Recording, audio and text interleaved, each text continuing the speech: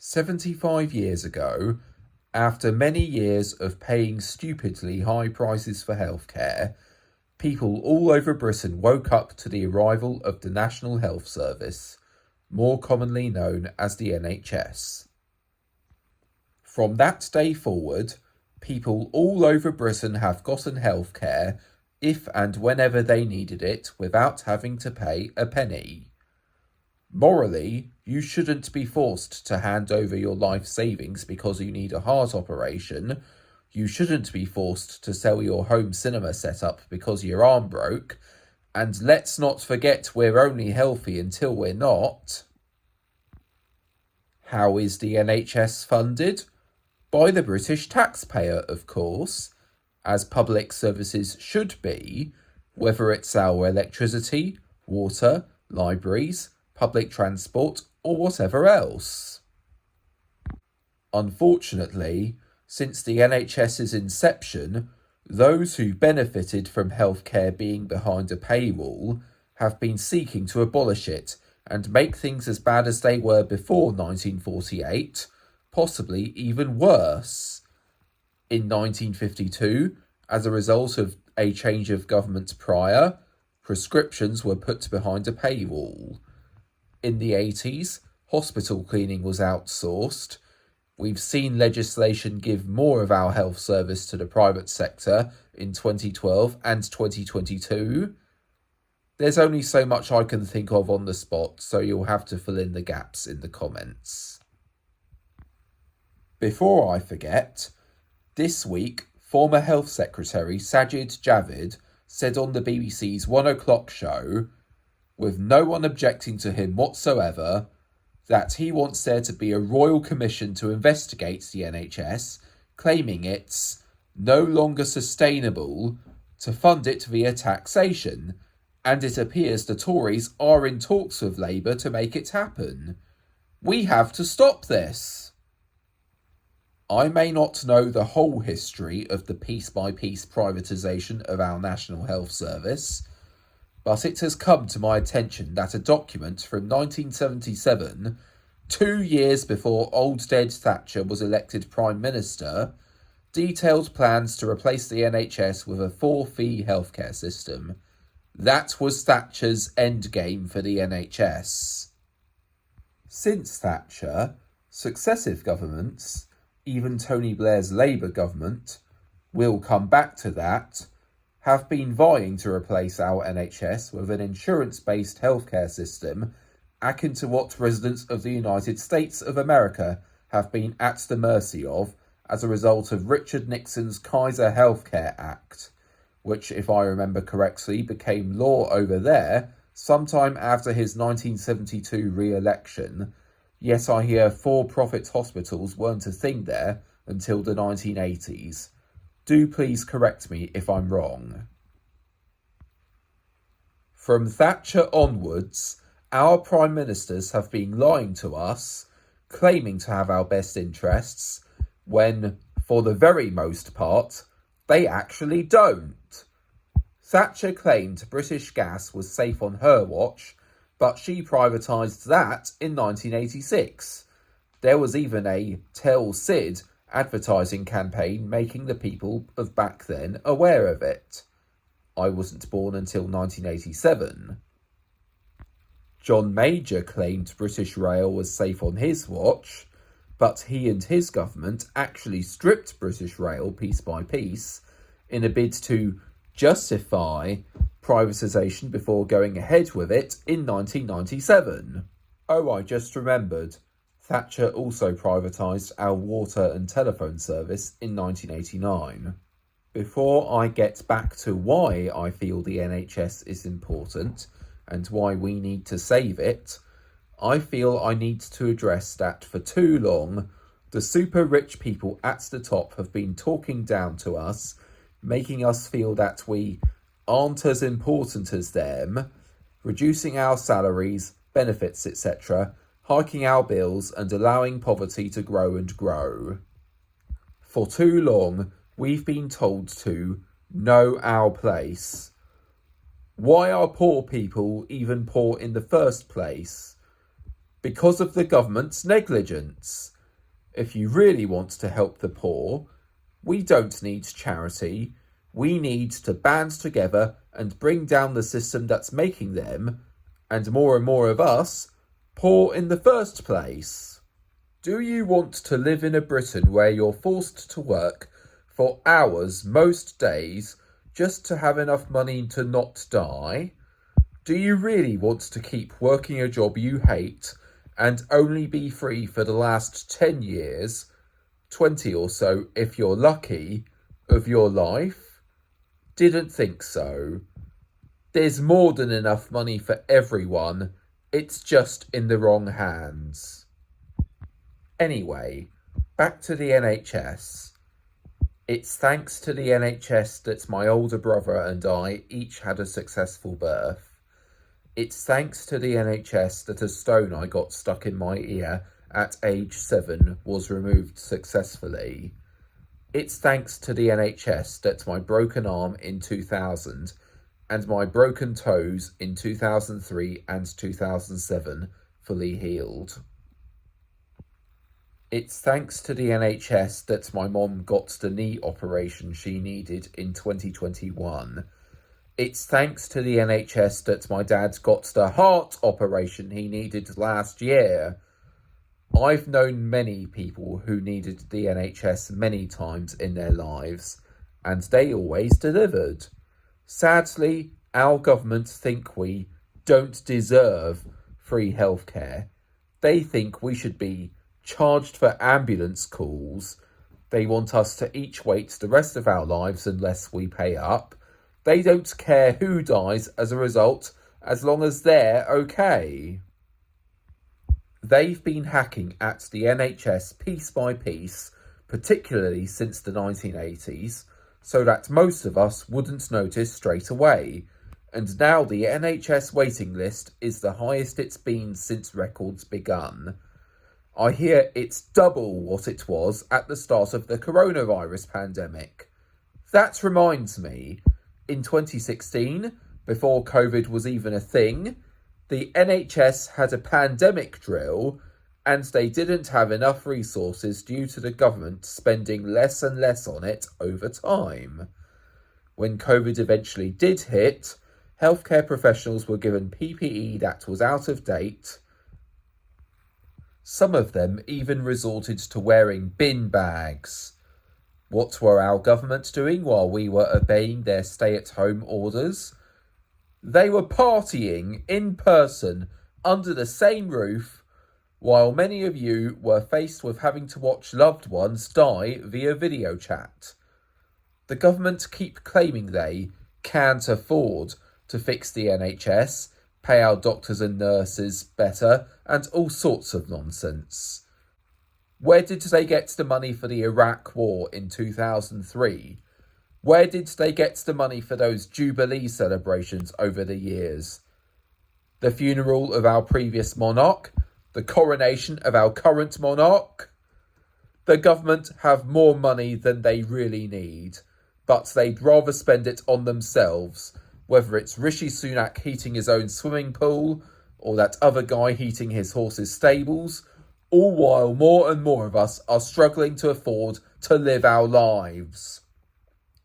Our biased news programming keep claiming that private healthcare providers, like Bupa, Virgin, Vitality and the like, are helping the NHS, claiming they are letting people pay to bring waiting lists down. But this is smoke and mirrors. Private healthcare providers don't train their own doctors and nurses. They leech them off the NHS. They don't set up their own bases. They take over NHS hospitals, surgeries, etc. How is that helping the NHS? These private companies' only objective is profit. They don't care whether you live or die. They only care that you're able to cough up that fortune to get the medical treatment you need through them instead of through the NHS. Charging people for healthcare, let alone the insane amounts most people can't afford, just like in the United States, is wicked. It's asinine. It's immoral. It shows that you only care about making as much money as possible, not whether people live or die. How would you like it if your house caught fire, but the fire department made you pay them £30,000 or else they won't put it out? That's what for-profit healthcare is the equivalent of.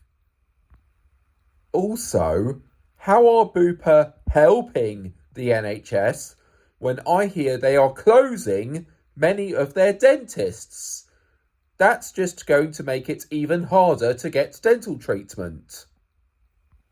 We need a new government, one who actually cares about us, one who will properly fund the NHS, kick private providers out of healthcare, and make the NHS better than it was pre-Thatcher.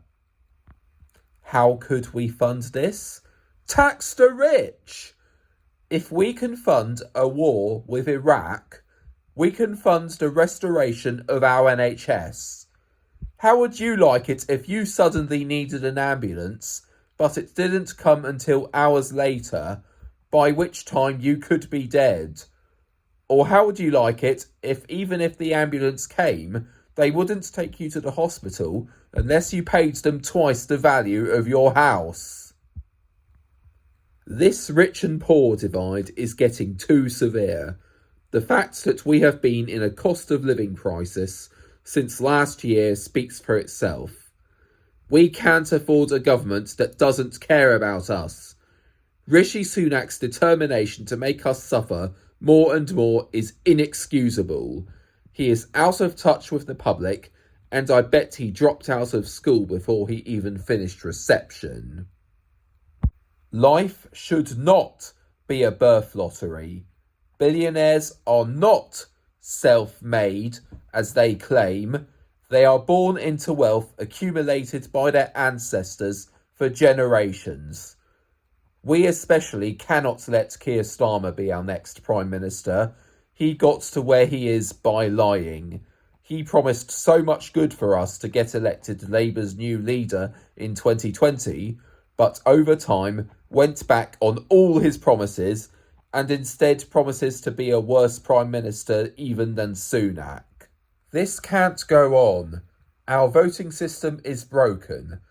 That's how we've always ended up with bad Prime Ministers, including Thatcher, Blair, Cameron and Johnson.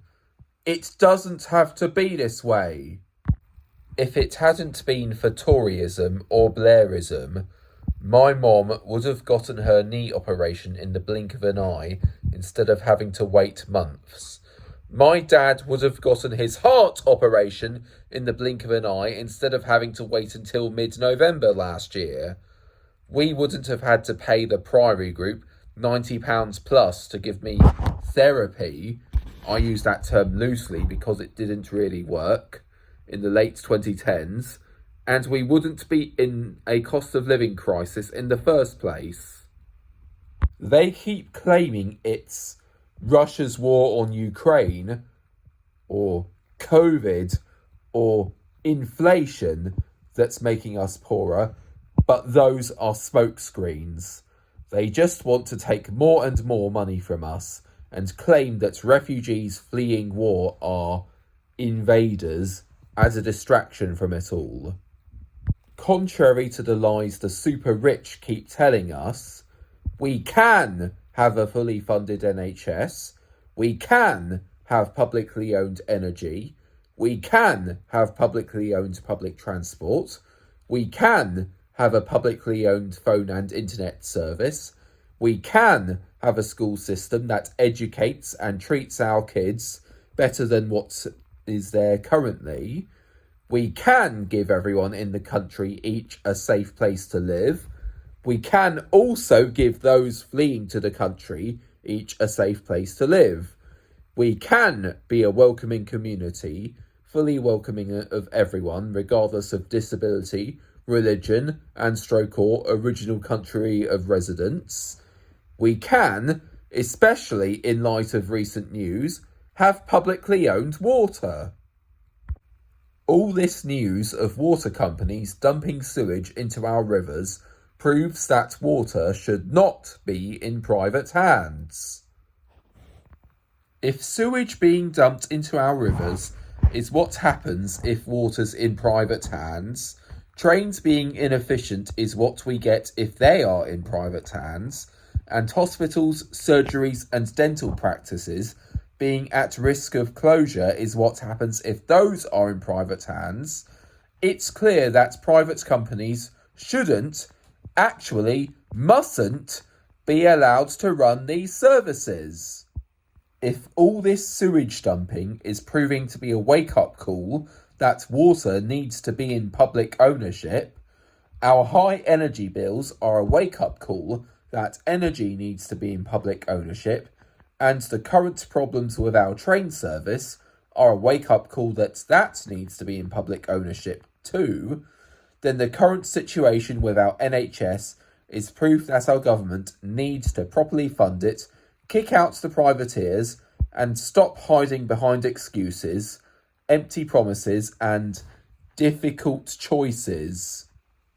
I'm not sure how else to put it, but I feel it's time we really put the government in their place. The full restoration of our NHS is long overdue. If our government won't put things right, I say it's time to plan a mega protest that gives the anti-poll tax movement a run for its money. I've already demanded such a protest in Facebook groups and on Twitter again and again, and although I rarely get a response to those demands, I feel a 30 million plus mega protest is needed because after nearly 14 years of Tory austerity and the effects of Thatcher's time in office still being felt years later, we need change for the better now. I keep getting told all you can do is vote in elections, and I keep hearing calls for an early general election. But thanks to the faulty way elections are done here in Britain, we've almost always had a Prime Minister who most voters did not vote for. Things have gotten particularly bad since Thatcher. We've had all sorts of scams forced on us by her and every PM since, and especially if neither Keir Starmer nor Ed Davey is offering us any proper alternative to the current Tory government, we need to take matters into our own hands once and for all. Either way, happy 75th birthday, NHS. We really want you to be there for us now and forevermore. No one should have to declare bankruptcy just to get healthcare. You never know if and when you'll get seriously hurt or go down with a serious illness. Treatment is not something you can morally put behind a paywall. Let's restore the NHS beyond its pre-Thatcher glory.